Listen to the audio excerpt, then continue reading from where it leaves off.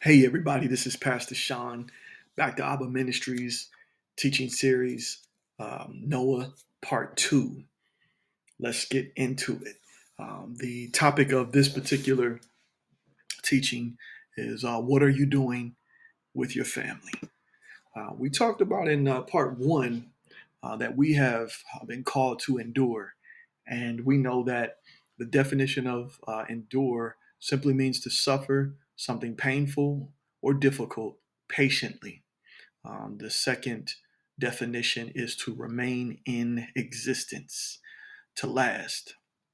All right. So our foundational scriptures for this teaching is Matthew 24:13. It says, "But the one who endures and bears up under suffering to the end will be saved."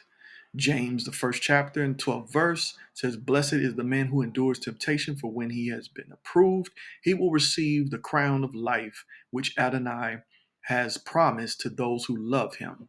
Romans, the 15th chapter and the 4th verse says, "For everything that was written in the past was written to teach us, so that through the endurance," look at that word, "taught in the scriptures and the encouragement they provide, we might have hope."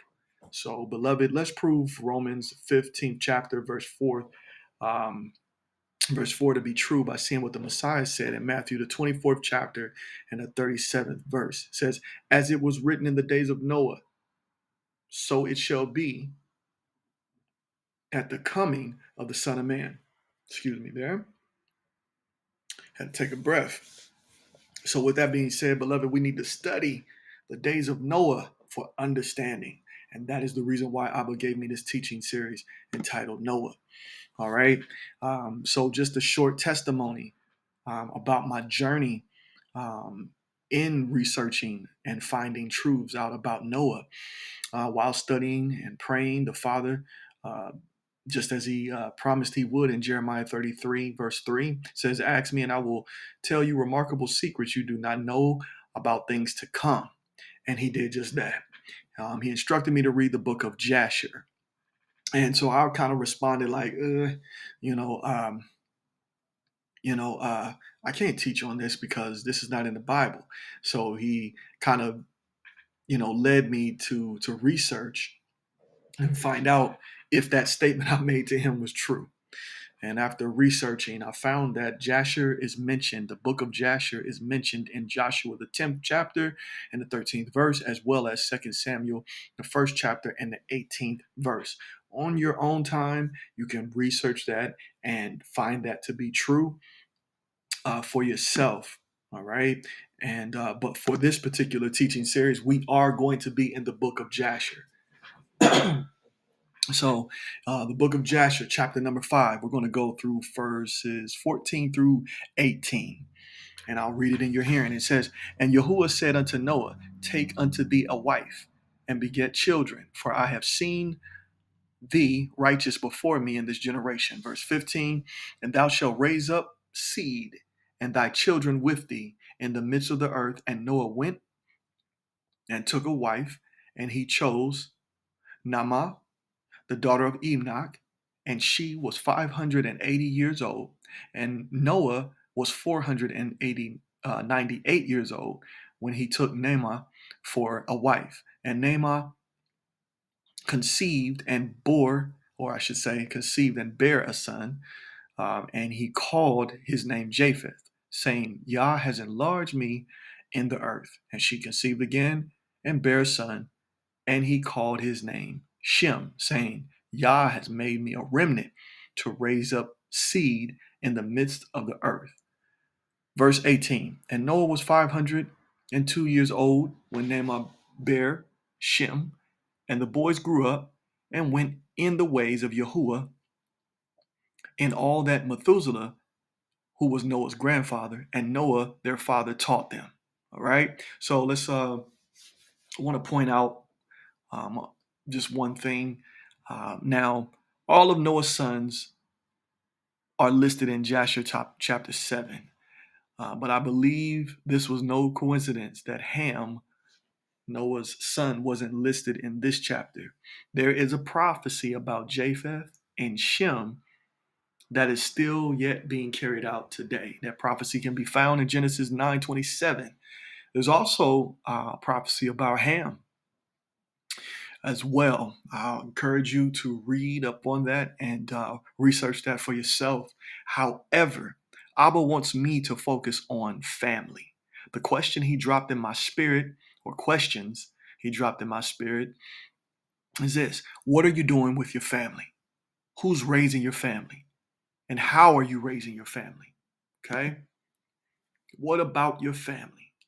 Are you raising your family up in the way of the Most High or in the ways of this world? Is your family a religious family? Is your family a worldly family? Is your family a proudful family? Is your family a bitter family? Or is your family a family that seeks after the righteousness of the Most High? Why is this so important? Let's go to 1 Peter 3:20. It says, those who disobeyed Yah long ago, when Yah waited patiently while Noah was building his boat, only 8 people were saved from drowning in that terrible flood. Let's look at why this is important. Here's the questions I have that helps us pull this out, pull the importance of this particular scripture, 1 Peter 3:20. Who were the 8 people saved? They were all family. Noah, his wife, his sons, and their wives.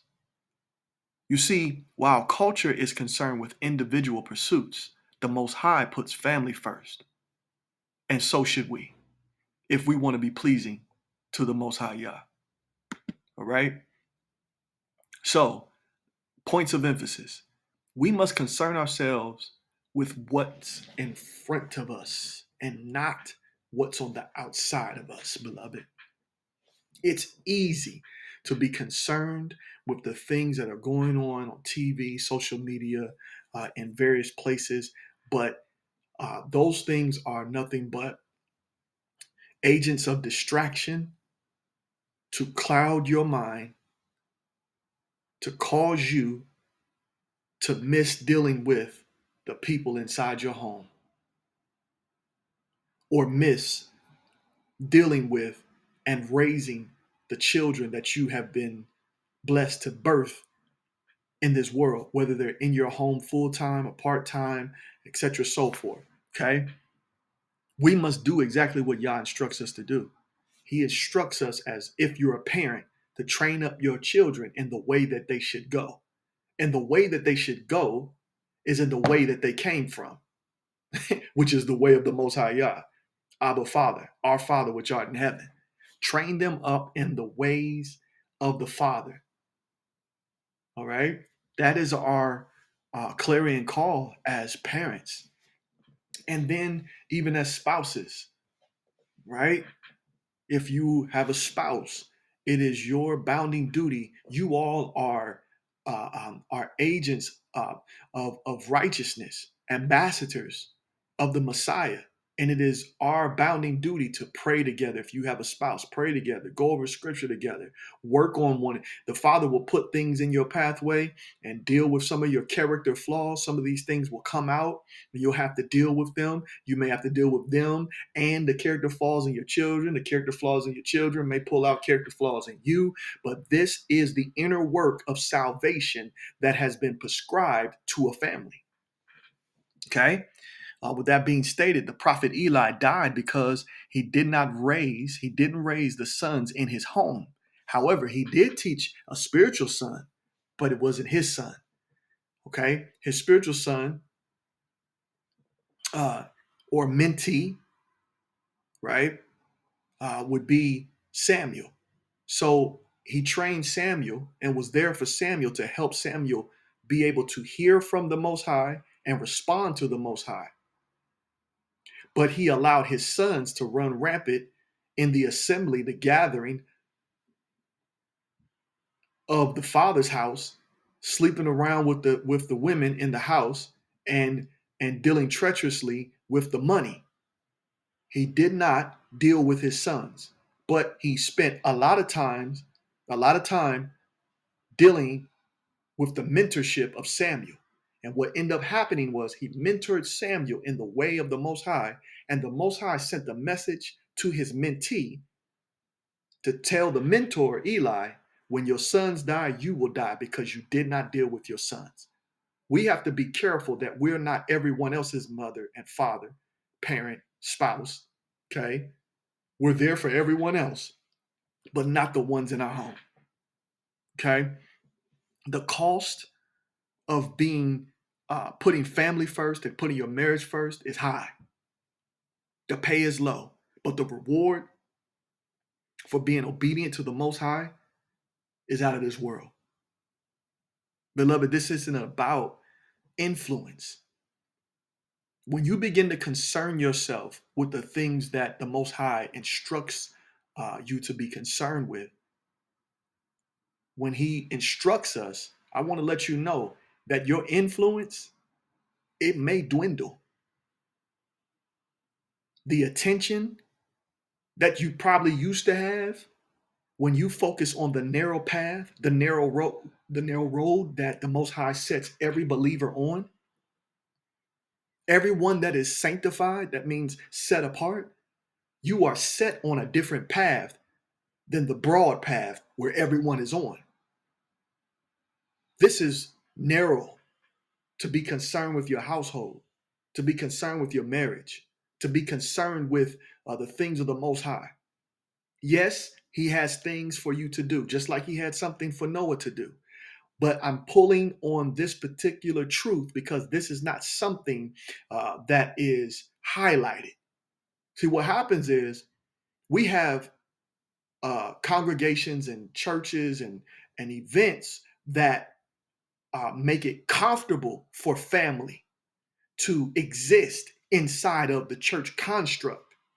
But we don't have a lot of teaching on, listen, we don't want you to use this particular construct called the church to substitute the mandate on your life to be concerned with your family. We need you to focus on your family because that is what the Father is concerned about, family. So this isn't about influence, this is about covenant, and family is a part of the covenant. Okay? We weren't designed to gain people's attention. We were designed to be a part of and submitted to Yah's divine orchestration. Once again, beloved, I said it before and I'm going to say it again. This is a family affair. This is about Yah's family affair. And so I want to encourage you to pray and to seek the Father's face. Seek instruction from the Father. Scripture says, if any man lacks wisdom, let him ask it of him, and he will give it to him freely and will not uphold it from him. Ask him, are you happy with the way that I'm raising my family? Ask him, is there anything that I need to do as a parent to be better, to raise my children to honor and respect your commandments and abide by your laws? Remember now, we can't make our children do anything. We can't make our spouse do anything.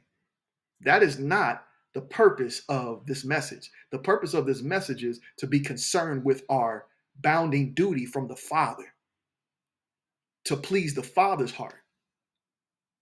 I can't make anybody do anything, but I certainly can do my part and not mislead them from what they should have been taught, what I should have gave them.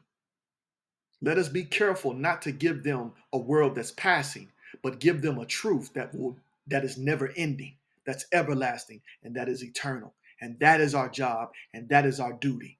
And just like Noah, he raised his children in the ways of the Most High Yah, and the Father saw fit to see that family and to save that family. And that's what I want, and that's what I believe he wants more than ever than me. But that's what he has instructed me to desire for you and to promote and to encourage for you as well as me. We want the Father to see us and see how we are dealing with our family and be pleased. And when he is pleased, he will make even the enemies that are trying to come against your family be at peace with you, no matter what. No matter what. You may be having issues as far as custody issues or whatever the case may be with your children. You may have to share time. But when you have them, what are you doing? Plant the seed. Plant the seed in your marriage. Plant the seed. And as you plant the seed, it will work on you. So, beloved, that's my time. Stay tuned for series Noah Teaching Series Part 3. I look forward to meeting with you again. Until that time, be blessed. Bye-bye.